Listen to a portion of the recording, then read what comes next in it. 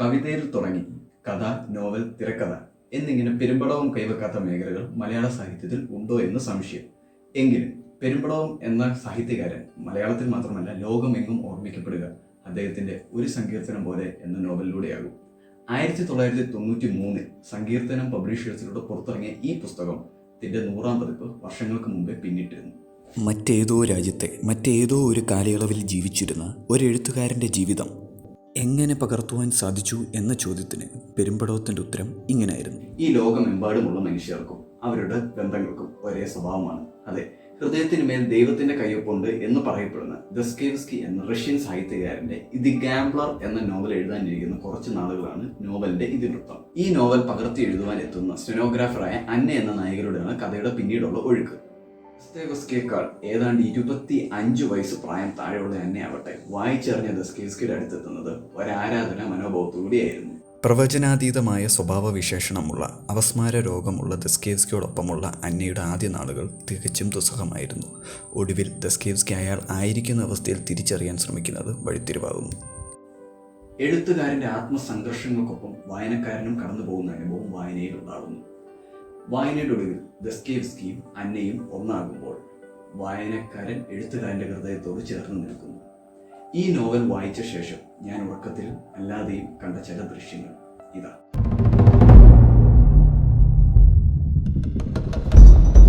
തോരാതെ പെയ്യുന്ന പെരുമഴയിൽ എന്റെ മനസ്സിലെ പച്ചക്കാടുകൾ കത്തിക്കൊണ്ടിരുന്നു. പുറത്തെ കോരിച്ചൊരിയുന്ന മഴയിലും ഉള്ളിലെ പച്ചക്കാടുകൾ കത്തിക്കരിയണമെങ്കിൽ ആ സർഗസൃഷ്ടിയിൽ അയാൾ കടന്നുപോയ കനൽ വഴികളിലെ താപം എത്രമേൽ വലുതായിരിക്കണം. സമയം 4:30 കഴിഞ്ഞിരിക്കുന്നു. ഇരുവരും ഇവാൻ്റെ വണ്ടിയിൽ ചാടിക്കയറിയിട്ട് കുതിരകൾ പായാൻ തുടങ്ങി. കോടതി ലക്ഷ്യമാക്കി പാഞ്ഞുകൊണ്ടിരുന്ന കുതിരവണ്ടി പെട്ടെന്ന് നിന്നു. എന്താണ് സംഭവമെന്നറിയാൻ ദസ്കേവ്സ്കിയും അന്നയും പുറത്തിറങ്ങി. പഴങ്ങളും പച്ചക്കറിയും കൊണ്ടുപോകുന്ന വണ്ടി മറിഞ്ഞു കിടക്കുന്നു. സാധനങ്ങൾ വഴിയിലാകെ ചിതറിക്കിടക്കുകയാണ്. ഇതെല്ലാം പിറക്കി മാറ്റി ചെല്ലുമ്പോൾ കോടതി അടച്ചു പോകും. എന്തു ചെയ്യണമെന്നറിയാതെ അന്ന തിരിഞ്ഞു നോക്കുമ്പോൾ ദസ്കേവ്സ്കിയുടെ മുഖം അവിശ്വസനീയമായ ഒരു നിർവികാരം കൊണ്ട് ആവൃത്തമായിരുന്നു.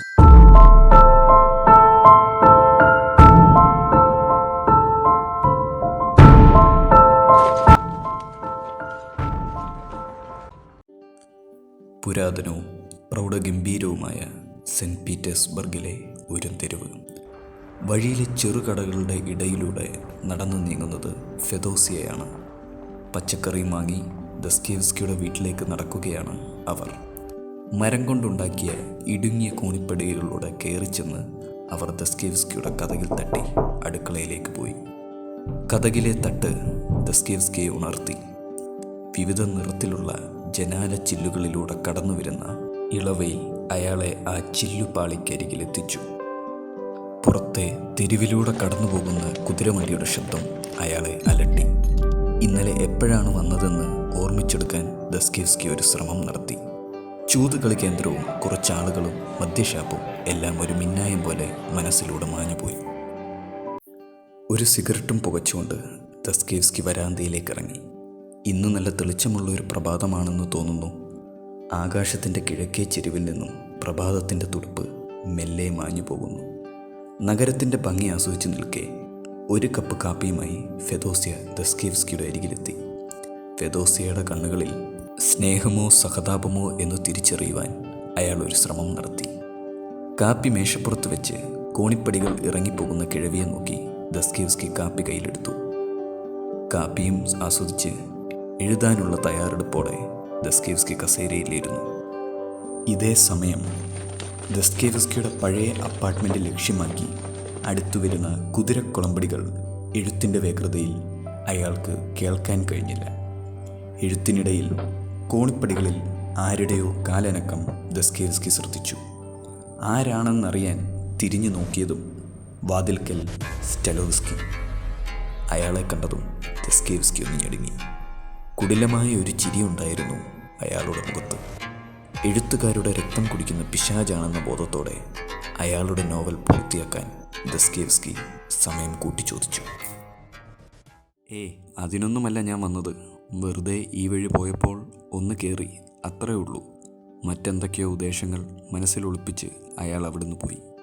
വളരെ അസ്വസ്ഥനായ ദസ്കേവ്സ്കി തെരുവിലേക്കിറങ്ങി. പലിശക്കാരൻ കിഴവനിൽ നിന്നും കടം വാങ്ങിയ ശേഷം അദ്ദേഹം ചൂതുകളി കേന്ദ്രം ലക്ഷ്യമാക്കി നടന്നു. ഇതേ സമയം മറ്റൊരിടത്ത് വൈകി വരുന്ന തൻ്റെ കൂട്ടുകാർക്കായി കാത്തിരിക്കുമ്പോഴാണ് പ്രിൻസിപ്പൽ ഹോൾഹിൻ അന്നയുടെ പക്കൽ ആ സന്ദേശം അറിയിക്കുന്നത്. കുറച്ച് നാളത്തേക്ക് ഒരാൾക്കൊരു സ്റ്റെനോഗ്രാഫറെ ആവശ്യമുണ്ടെന്നും അയാൾ ദസ്കേവ്സ്കിയാണെന്നുമൊക്കെ. ദസ്കേവ്സ്കി എന്ന പേര് കേട്ടതും അന്നയുടെ ഉള്ളിൽ ഒരാന്തലുണ്ടായി. ദസ്കേവ്സ്കി എന്ന വലിയ എഴുത്തുകാരനെക്കുറിച്ച് തൻ്റെ അച്ഛൻ പറയാറുള്ള കാര്യങ്ങൾ അന്നയ്ക്ക് അപ്പോൾ ഓർമ്മ വന്നു. പിറ്റേന്ന് പ്രിൻസിപ്പൽ പറഞ്ഞ സമയത്ത് തന്നെ അന്ന ദസ്കേവ്സ്കിയുടെ താമസ സ്ഥലത്തെത്തി. ഒറ്റ നോട്ടത്തിൽ ആളനക്കമുണ്ടെന്ന് തോന്നിപ്പിക്കാത്ത ഒരു കെട്ടിടം. മരം കൊണ്ടുണ്ടാക്കിയ ഇടുങ്ങിയ കോണിപ്പടികളിലൂടെ മുകളിലേക്ക് കയറുമ്പോൾ ക്രൈം ആൻഡ് പണിഷ്മെൻ്റ് എന്ന നോവലിലെ റസ്കോൾനിക്കോവ് തൻ്റെ മുന്നിലൂടെ മുകളിലേക്ക് കയറിപ്പോകുന്നത് പോലെ അന്നയ്ക്ക് അനുഭവപ്പെട്ടു. ദസ്കേവ്സ്കിയുടെ മുറിക്ക് മുമ്പിലെത്തിയ അന്നയ്ക്ക് അവളുടെ ഹൃദയം ഇടിക്കുന്നതിൻ്റെ ഒച്ച കേൾക്കാമായിരുന്നു. വാതിൽ തുറന്ന് ഇമയനങ്ങാത്ത കണ്ണുകളോടെ അന്നയെ തുറിച്ചു നോക്കുന്ന ദസ്കേവ്സ്കിയെ കണ്ടപ്പോൾ അവൾ തെല്ലൊന്ന് അന്താളിച്ചു. അന്നയെ കണ്ടതും ദസ്കേവ്സ്കി വന്ന കാര്യം തിരക്കി. അന്ന കാര്യം ബോധിപ്പിച്ചു. ദസ്കേവ്സ്കിയുമായി കുറച്ചു നേരം ചിലവഴിച്ചപ്പോഴേ അന്നയ്ക്കും എടുത്തു. ഹൃദയത്തിന് തീ പിടിച്ച ഒരാളോടൊപ്പം എങ്ങനെ ജോലി ചെയ്യും? എന്തെഴുതിയാലും കുറ്റം. അങ്ങനെ മനസ്സുമെടുത്ത് അന്ന അവിടെ നിന്ന് ഇറങ്ങി. അന്ന പോയതോടെ ദസ്കേവ്സ്കി ആകെ അസ്വസ്ഥനായി. കുറ്റബോധം അയാളെ ചുറ്റിപ്പറ്റി നിൽക്കുന്നു. ചുരുങ്ങിയ ദിവസം കൊണ്ട് നോവൽ പൂർത്തിയാക്കാൻ കഴിയുമോ എന്ന പേടി അദ്ദേഹത്തെ വല്ലാണ്ടലട്ടി. അന്ന് രാത്രി അന്നയ്ക്ക് ഉറങ്ങാൻ കഴിഞ്ഞില്ല. അവളുടെ മനസ്സ് പ്രക്ഷുബ്ധമായിരുന്നു. ഇനിയും ദസ്കേവ്സ്കിയുടെ അരികിലേക്ക് പോകണോ എന്ന ചിന്ത അവളെ വല്ലാണ്ടലട്ടി. പിറ്റേന്ന് കാലത്ത് അന്ന ദസ്കേവ്സ്കിയുടെ അരികിലെത്തി. അന്നയെ കണ്ടതും ദസ്കേവ്സ്കിയുടെ മുഖം സന്തോഷം കൊണ്ട് തുളുത്തു. ഇന്നലെ കണ്ട ആളെയല്ല എന്ന് അന്നയ്ക്ക് തോന്നി.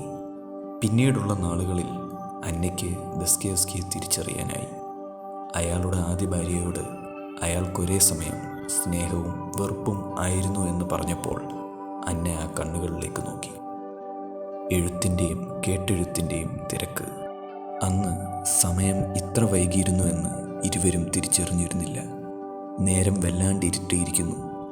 അന്നയെ തനിച്ച് വിടാൻ മടിച്ചു നിന്നപ്പോഴാണ് ദസ്കേവ്സ്കി ആ കുതിരവണ്ടി കണ്ടത്. പരിചയക്കാരൻ ഇവാനാണ് വണ്ടിക്കാരൻ. തെല്ല് നിർബന്ധിച്ചാണ് കുതിരവണ്ടിയിൽ അന്നയെ അയാൾ യാത്രയാക്കിയത്.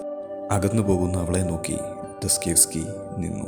വളവ് കടക്കും മുമ്പ് അന്ന തിരിഞ്ഞു നോക്കി. നിർനിമേഷനായി നിൽക്കുന്ന ദസ്കേവ്സ്കിയെ കണ്ടപ്പോൾ അവളുടെ ഉള്ളു പെടഞ്ഞു. സ്റ്റെലോവ്സ്കി എന്ന പുസ്തക പ്രസാധകനിൽ നിന്നും 3000 റൂബിൾ കടം വാങ്ങിയതും പകരം താൻ ഒപ്പിട്ടുകൊടുത്ത കരാറിനെക്കുറിച്ചും അയാൾ പറഞ്ഞത് ഞെട്ടലോടെ അവൾ ഓർത്തു. നവംബർ 1 ഈ നോവൽ തീർക്കാൻ ആയില്ലെങ്കിൽ ഇതുമാത്രമല്ല, ഇനിയുള്ള 9 വർഷങ്ങളിൽ താൻ എഴുതുന്ന നോവലുകളും ഈ കരാറിലൂടെ സൗജന്യമായി സ്റ്റെലോവ്സ്കിയുടേതാകും. അതിന് സാധ്യമല്ലെങ്കിൽ താൻ ജയിൽ ശിക്ഷ അനുഭവിക്കേണ്ടി വരും. അത് പറയുമ്പോൾ ദസ്കേവ്സ്കിയുടെ മുഖത്തെ നിസ്സഹായത അവൾക്ക് വായിച്ചെടുക്കാൻ ആയിരുന്നു. ഒക്ടോബർ 31 കടന്നു വന്നത് പെട്ടെന്നാണ്. അന്നയുടെ സ്നേഹകാകർഷ്യങ്ങളും തുണയായിരുന്നിരിക്കണം അന്ന് അയാൾക്ക് ആ നോവൽ പൂർത്തിയാക്കാൻ കഴിഞ്ഞു. പൂർത്തിയായ നോവലുമായി ദസ്കേവ്സ്കി സ്റ്റെലോവ്സ്കിയുടെ അരികിലേക്ക് പോയി. അന്നയാകട്ടെ ഒരു ഭാരം ഹൃദയത്തിൽ നിന്നും ഇറക്കി വച്ച ആശ്വാസത്തോടെ വീട്ടിലേക്കും നടന്നു. എങ്കിലും എന്തെന്നറിയാത്ത ഒരു വ്യഥ അവളുടെ മനസ്സിനെ മതിച്ചുകൊണ്ടിരുന്നു. അരികിലേക്ക് ഓടിയെത്തുന്ന കാലടി ശബ്ദത്തിൽ നിന്നന്ന തിരിഞ്ഞു നോക്കി. ഓടിയെത്തുന്ന ദസ്കേവ്സ്കിയുടെ മുഖത്ത് അവളൊരു പരാജിതൻ്റെ ഭാവം കണ്ടു. സ്റ്റെലോവ്സ്കിയുടെ ചതി ഖേദപ്പോടെ അയാൾ അന്നയെ അറിയിച്ചു. അയാൾ മനഃപൂർവ്വം നഗരത്തിൽ നിന്നും മാറിക്കളഞ്ഞുവെന്നും അയാളുടെ ഓഫീസിലുള്ള ഒരാൾ പോലും തൻ്റെ നോവൽ വാങ്ങാൻ ഒരുമ്പിട്ടില്ല എന്നും പറയുമ്പോൾ മത്സരത്തിൽ പരാജയപ്പെട്ട ഒരു കൊച്ചുകുട്ടിയുടെ മുഖം അന്ന അയാളിൽ കണ്ടു. അപ്പോഴേക്കും സമയം 3 കഴിഞ്ഞിരുന്നു. തെല്ലന്താളിച്ച് പോയെങ്കിലും അന്ന പറഞ്ഞു, എൻ്റെ പരിചയത്തിൽ ഒരു വക്കീലുണ്ട്. അയാൾക്കൊരുപക്ഷെ നമ്മളെ സഹായിക്കാൻ കഴിഞ്ഞേക്കും. വക്കീലിനടുത്ത് അവർ എത്തുമ്പോൾ അയാൾ എങ്ങോട്ടോ പോകാനിറങ്ങുകയായിരുന്നു. കാര്യം ഗ്രഹിച്ച ഉടൻ അയാൾ ഒരു നിർദ്ദേശം മുന്നോട്ട് വെച്ചു. നോവലുമായി 5 മണിക്ക് മുമ്പ് നിങ്ങൾ കോടതിയിൽ ഹാജരാകുക. അപ്പോഴേക്കും സമയം 4:30 കഴിഞ്ഞിരുന്നുവെന്ന് ഞെട്ടലോടെ അവർ ഓർത്തു. ഇവാൻ്റെ കുതിരവണ്ടിയിൽ കോടതി ലക്ഷ്യമാക്കി പായുമ്പോൾ 5 മണിക്ക് മുമ്പ് അവിടെ എത്താനാകും എന്ന് തന്നെയായിരുന്നു പ്രതീക്ഷ. കുതിരവണ്ടി പൊടുന്നനെ നിന്നു.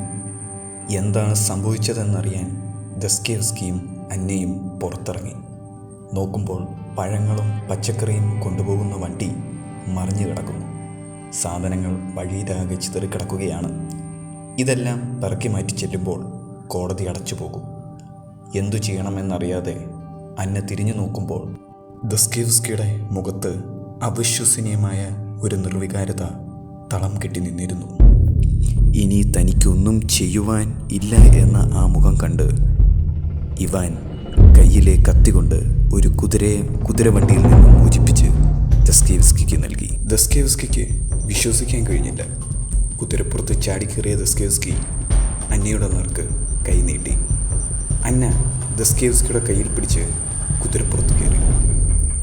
ദസ്കേവ്സ്കി തെരുവിൽ ചിതറിക്കിടന്ന പാട്ടകളുടെ മുകളിലൂടെ കുതിരയെ ഓടിച്ച് ചാടിച്ച് നിലത്തെ പഴങ്ങൾ മറികടന്ന് കോടതി ലക്ഷ്യമാക്കി പാഞ്ഞു. കോടതിയിലെത്തിയെങ്കിലും അവർ വളരെ വൈകിപ്പോയിരുന്നു. കോടതി പൂട്ടി വരുന്ന ഒരു ഗുമസ്തനോട് അന്ന കാര്യം പറഞ്ഞു. അയാൾ നോവൽ പോലീസ് സ്റ്റേഷനിൽ ഹാജരാക്കാനും അതിൻ്റെ രസീത് വാങ്ങാനും നിർദ്ദേശിച്ചു. ഇനിയും പോലീസ് സ്റ്റേഷനിലും ആരും കാണില്ല എന്ന മട്ടിലായിരുന്നു ദസ്തേവ്സ്കി. പോലീസ് സ്റ്റേഷനിലെത്തി ഇൻസ്പെക്ടറെ നോവൽ ഏൽപ്പിക്കുമ്പോൾ ഇൻസ്പെക്ടർ അന്നയോട് ചോദിച്ചു, അല്ല, നിങ്ങൾ ഈ ദസ്തേവ്സ്കിയുടെ ആരാണ്? തൊട്ടടുത്ത് വരാന്തയിൽ തൂണും ചാരി നിൽക്കുന്ന ദസ്തേവ്സ്കിയെ നോക്കിക്കൊണ്ട് അന്ന പറഞ്ഞു, ഞാൻ അദ്ദേഹത്തിൻ്റെ ഭാര്യയാണ്. ജീവിതത്തിൽ ശേഷിക്കുന്ന എല്ലാ മോഹങ്ങളോടും കൂടി ദസ്തേവ്സ്കി അന്നയെ നോക്കി. ആ വഴിയരികിൽ വെച്ച് ദസ്തേവ്സ്കി അന്നയെ കെട്ടിപ്പുണർന്നു. ഒരാത്മാവ് അതിൻ്റെ ഇണയെ കണ്ടുമുട്ടിയ പോലെ.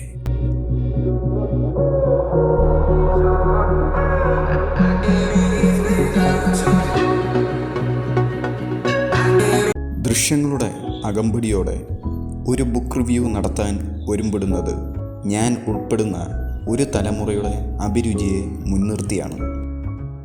ഈ ദൃശ്യങ്ങളിലൂടെ ഈ പുസ്തകത്തിലേക്കും ഗൗരവമായ വായനയിലേക്കും കടക്കാനായാൽ ഓരോ വായനക്കാരനും കെട്ടിപ്പൊക്കുന്ന സാങ്കല്പിക ലോകം ഈ ദൃശ്യങ്ങളെക്കാളും ഞാൻ കണ്ട കുഞ്ഞു സ്വപ്നങ്ങളെക്കാളും എത്രയോ ഉയരത്തിലായിരിക്കും.